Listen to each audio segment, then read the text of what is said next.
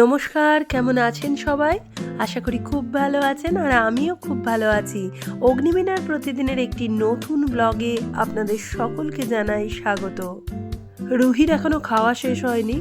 আগের ব্লগে দেখেছিলেনই আমরা একসাথে খেতে বসেছিলাম, তাই রুহির খাচ্ছে, আমি দাঁড়িয়ে আছি। চলুন, হয়ে গেছে ওর খাওয়া।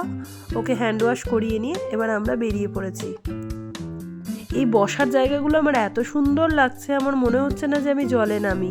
মনে হচ্ছে এই জায়গাগুলোতে বসে থাকি আর চুপচাপ এই সময়টাকে উপভোগ করি। চলে এসেছি এখানে, বাচ্চাগুলো তো জল নিয়ে খেলাও শুরু করে দিয়েছে, আর এইদিকে রিমি তো নাচও শুরু করে দিয়েছে। এখানে প্রচণ্ড পরিমাণে মিউজিক বাজছে, কিন্তু জানেন তো আমি কপিরাইটের ভয়ে একটা মিউজিকও আপনাদের সাথে শেয়ার করতে পারছি না। দুটোতে কিরম দৌড়চ্ছে দেখুন, মনে হয় কোনো রাইডের সন্ধান পেয়েছে। দাঁড়ান দেখি, আমিও পেছন পেছন যাই, কোথায় যাচ্ছে দেখি। এই গেস্ট হাউসটা দেখুন, এই অ্যাকোয়াটিকার ভেতরই এই দুখানা গেস্ট হাউস আছে। দুটো গেস্ট হাউসই সুন্দর দেখতে, তবে প্রথমটি বেশি সুন্দর। এই দেখুন, বললাম না কোনো রাইডের সন্ধান পেয়েছে। এই দেখুন, চেপেও পড়েছে রুহি আর রিমি প্রথমেই, তারপরে পিয়ালিদি আর রায়ান চেপেছে। আর এবার রিমি কি করেছে, ওর বরটিকেও চাপিয়েছে, দীপ আর রিমি। আর আমার অবস্থাটা একবার দেখুন, আমি তো ভয়ে কাঁদতে শুরু করে দিয়েছি রীতিমতো। আসলে কি বলুন তো, বরাবরই আমি একটু রাইডে ভয় পাই। আর কি বলুন তো, রাইড ছাড়া এমনি যে আমি খুব একটা ভীতু মানুষ তা কিন্তু নই। আমি কিন্তু এমনি সাহসী মানুষ, কিন্তু রাইডে চাপলে আমার ভীষণ ভয় লাগে। বা আমার খুব নতুন নতুন রাইড এক্সপ্লোর করারও কোনো ইচ্ছে আমার মধ্যে নেই। তবে ওই যে শান্তনুর জোড়াজুড়িতে চাপা। তবে জানেন তো, শান্তনুও ভীষণ ভয় পেত রাইডে। তো সেক্ষেত্রে তখন আমার একটু বয়সটা কম ছিল বলে হয়তো সাহসটা বেশি ছিল। সেই সময় আমি ওকে রাফটিংয়ে জোর করে নিয়ে গিয়েছিলাম, সেটারই শোধ নিল হয়তো এটাতে চাপিয়ে। সেই সময় খুবই ভয় পেয়ে গিয়েছিল, ওর একটু জলে ফোবিয়া ছিলই তখন থেকে। তো সেই জন্য সেই সময়ের শোধটা বোধহয় আজকের ডেটে নিল। দেখুন, মোটামুটি আমরা নাচ টাচ করছি, একটুখানি নাচ করে আমরা উঠেও পড়েছি। চলুন এবার আমরা ফ্রেশ হয়ে নেব। ফ্রেশ হওয়ার পর আমরা এখান থেকে যাব একটা নতুন জায়গায়। এই দেখুন, ফ্রেশ হয়েও নিয়েছি, কিন্তু প্রচণ্ড ঠান্ডা লাগছে জানেন। বিকেল প্রায় 5:30 বাজছে, একদম পুরো ভিজে চুবড়ি ভিজে হয়ে গিয়েছি। আর তার মধ্যে কি বলুন তো, বাইরে বৃষ্টিও শুরু হয়েছে। আমরা এই শেডটার নিচে বসে আছি, এবার আমরা বেরিয়ে পড়বো। দেখেছেন কীরকম বৃষ্টি হচ্ছে, ঝপঝপ করে বৃষ্টি হচ্ছে। ক্যামেরাতে হয়তো অতটা ভালো মতো বোঝাতে পারলাম না। আর বেরোনোর মুখেই দেখছি এই ওয়াটার পার্কের মধ্যে একটি দোকান রয়েছে, নামটা বোধহয় দেখলাম V2। যাই হোক, খুব সুন্দর সুন্দর প্রোডাক্টগুলি রয়েছে। ডেলি ওয়্যারের জন্যই, খুব ফ্যাশনেবল কিছু প্রোডাক্ট নেই, কিন্তু ডেলি ওয়্যারের জন্য প্রোডাক্টগুলো বেশ ভালো রয়েছে। দেখেছেন কি সুন্দর টপসটা দেখতে। আর বাচ্চাদের ছোট ছোট প্যান্ট, সেগুলোও খুব ভালো আছে।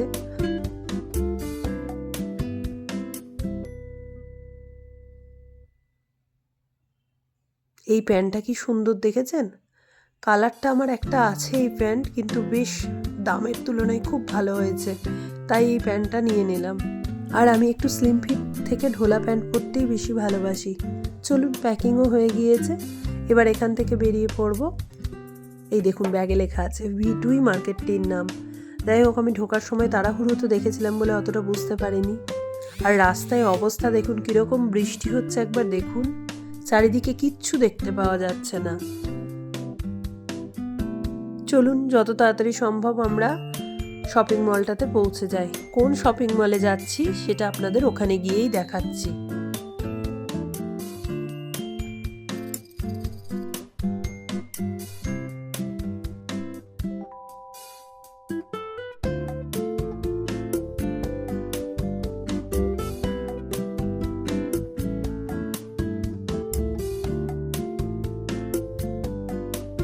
এই রাস্তার পাশে লেকটি দেখেছেন, কি সুন্দর গাছ দিয়ে বাঁধানো লেকটি, অপূর্ব লাগছিল রাস্তায় যেতে যেতে। আর তার পেছনের বিল্ডিংগুলো যেন আলোয় ঝলমল করছিল, খুব সুন্দর লাগছিল এই জায়গাটা, তাই আপনাদের সাথে শেয়ার করলাম।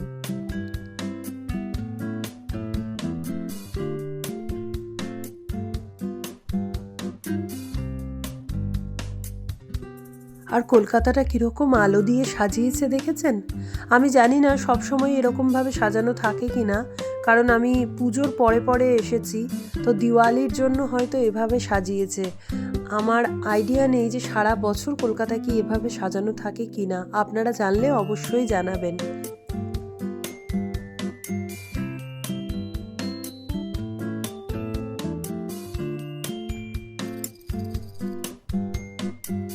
এবার নিশ্চয় আপনারা বুঝতে পারছেন যে আমরা কোন মলে এসেছি।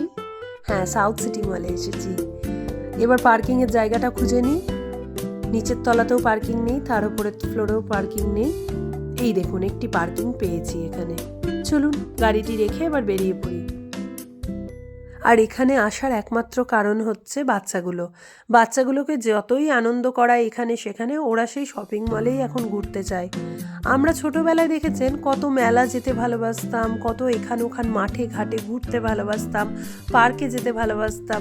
কিন্তু এখনকার বাচ্চারা কেমন জানি সব সময়ই এই শপিং মলের মধ্যেই সীমাবদ্ধ, কেনাকাটির মধ্যেই তাদের আনন্দ সীমাবদ্ধ, বা তাদের ওই গ্যাজেটসের মধ্যেই আনন্দ সীমাবদ্ধ হয়ে গিয়েছে।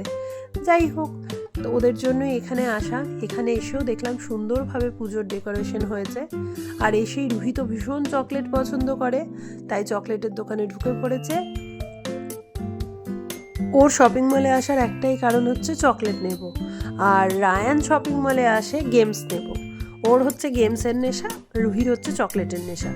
কত ধরনের চকলেট সাজানো দেখুন, আমাদেরই বেশ দেখে লোভ লাগে। যদিও আমি চকলেট খুব একটা পছন্দ করি না, তবে এত কালারফুল চোখের সামনে দেখে না মনে হয় যে আমিও একটা টেস্ট করে দেখি।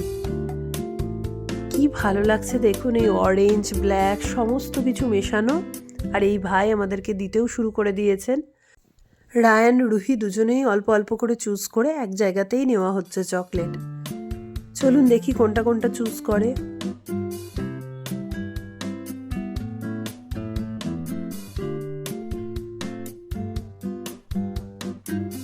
এবার রুহি চুজ করছে, রায়ান একটা দুটো চুজ করে দিয়েছে, এবার রুহি চুজ করছে।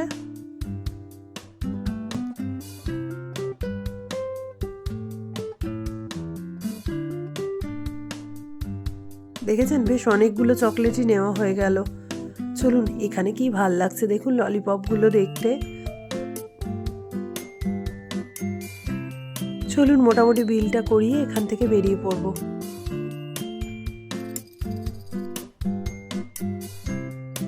এইটা যে কী ধরনের চকলেট আমি সেটা বুঝতে পারছি না।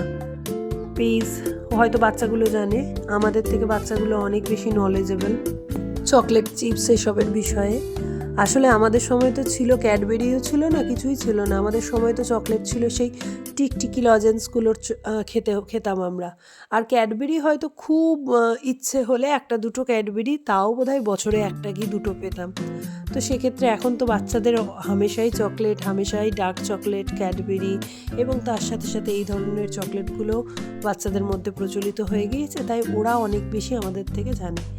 যাই হোক, এবার আমরা একটু খাওয়া দাওয়া করে নিই। খিদেও পেয়েছে প্রচুর, কারণ আমরা অ্যাকোয়াটিকায় ঢুকে খাবারটা খেয়ে নিয়েছিলাম, লাঞ্চ করে নিয়েছিলাম, সেই জন্য প্রচণ্ড খিদে পেয়ে গেছে সন্ধে হতে না হতেই। তো কেএফসি থেকে কিছু বার্গার, কিছু চিকেন উইংস নিয়ে নেওয়া হয়েছে। আর এগুলো জানেন তো কম্বো অফারেও পেয়েছি, কম্বো অফার ছিল, তো সেক্ষেত্রে কম্বো অফারেই পেয়েছি, যার জন্য খুব কম প্রাইসেই হয়ে গেছে। আর বাচ্চারা তো এসে পিৎজা ছাড়া চলতেই পারে না, তাই ওরা নিয়েছে একটা ডমিনোজের মিডিয়াম সাইজ পিৎজা। ওটা রায়ান আর রুহি খাবে। ওরা যদিও শেষ করতে পারবে না এত বড় পিৎজাটা, আমাদেরকেও আর কি ভাগ বসাতে হবে তার মধ্যে। আর সঙ্গে একটা করে কোক নিয়ে নিয়েছে।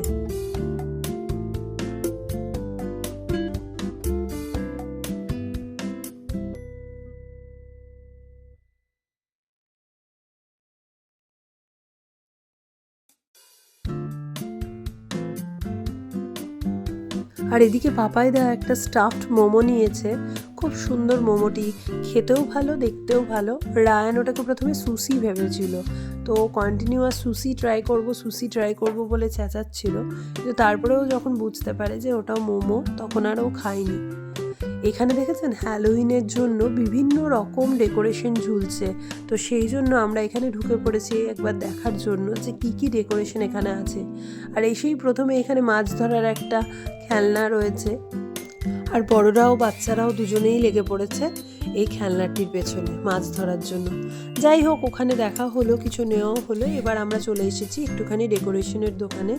দোকানটির নাম কি ছিল শপিং মলের মধ্যে আমি এক্স্যাক্টলি এখন এই মুহূর্তে মনে পড়ছে না, তবে এইখানে আমরা কিছু দিওয়ালির ডেকোরেশন নিয়েছি, কিছু মোমবাতি, কিছু প্রদীপ এরকম নিয়েছি। কি সুন্দর দেখতে, দেখেছেন মোমবাতিগুলো?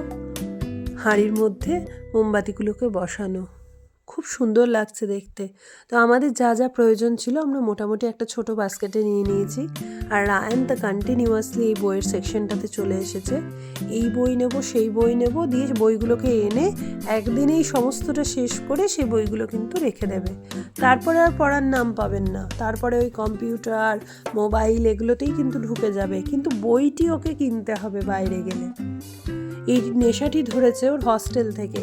আমার যদিও খুব বই কেনার নেশা, মানে আমার খুব ভালো লাগে, ছোট থেকে দেখেছি আমাদের একটা ঘরের একটা আলমারি পুরো বইয়ে ভর্তি ছিল, যার জন্য ছোট থেকে দেখার জন্য ওটা আমার একটা নেশার মধ্যেই আছে। কিন্তু রায়ানেরও বই কেনার নেশাটা খুব হয়ে গেছে, পড়াটা কতটা হয় জানি না, তবে কেনার নেশাটা আছে। চলুন এবার আমরা এখান থেকে বেরিয়ে পড়েছি, অনেক রাত্রিও হয়ে গিয়েছে, কারণ রাস্তায় আমাদের এবার ডিনার সারতে হবে, তারপরে হয়তো ফিরতে ফিরতে অনেক রাত্রি হয়ে যাবে। এই দেখুন আমরা ডিনার সারার জন্য চলে এসেছি সিঙ্গুরের নবান্ন হোটেলে। এবার অল্প স্বল্প কিছু খেয়ে নিয়ে বেরিয়ে পড়বো, কারণ জানেন তো ওই চিকেন উইংস পিৎজা ওগুলো খাওয়ার পর আর সেরকম খাওয়ার কোনো ইচ্ছে নেই। কিন্তু যতই হোক রাত্রিবেলা তো, প্রায় রাত 11টা সাড়ে 11টা বেজে গেছে, এখন যদি অল্প কিছু না খাই তাহলে আবার মাঝরাতে গিয়ে বাড়িতে খিদে পেয়ে যাবে। তাই অল্প করে মিক্স চাউমিন নিয়ে নিয়েছি আমি আর পিয়ালিদি, আর ওরা নিয়েছে কেউ কেউ ভাত আর কেউ কেউ অন্যরকম রুটির আইটেম। যাই হোক চলুন, একটা করে গোলাপ জামুন আর একটা করে কোল্ড ড্রিঙ্কসও চলে এসেছে আমাদের। খেয়ে নিয়ে চটজলদি বেরিয়ে পড়বো এবার।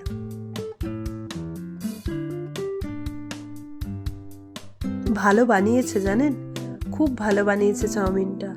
যদিও অন্য খাবারগুলো আমার এখানকার খুব একটা বেশি পছন্দ হয় না, কিন্তু আমার এটা বেশ ভালো লেগেছে।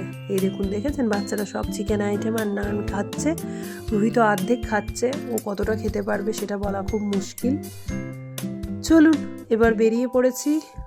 সারাদিনটা বেশ অন্যরকম, বেশ সুন্দরভাবে কাটলো। আরও একটা নতুন দিন আমার এই ফ্রেমে বন্দি হয়ে থাকলো। সবাই ভালো থাকবেন, সুস্থ থাকবেন, অনেক আনন্দে থাকবেন, আর আমার ব্লগটি ভালো লেগে থাকলে লাইক ও সাবস্ক্রাইব করে নেবেন।